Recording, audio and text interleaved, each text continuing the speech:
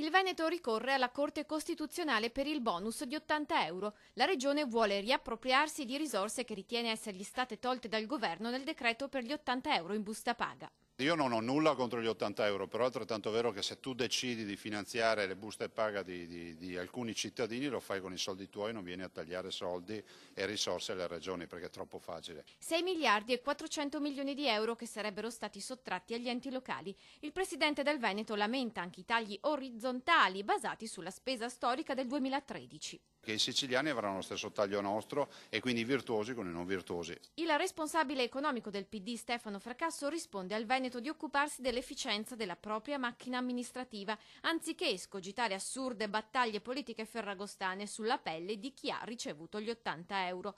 Per il consigliere regionale democratico Stefano Fracasso si tratta invece di campagna elettorale gratuita. Detto ciò, questo è solo l'ultimo attacco al bonus dopo quello della Confcommercio dei giorni scorsi e quello di oggi che arriva dal mondo degli artigiani. Per 6 imprese trevigiane su 10 il bonus non avrebbe avuto esiti significativi sui consumi. Si tratta dei risultati di un'indagine commissionata dall'associazione che ha interpellato 200 imprese.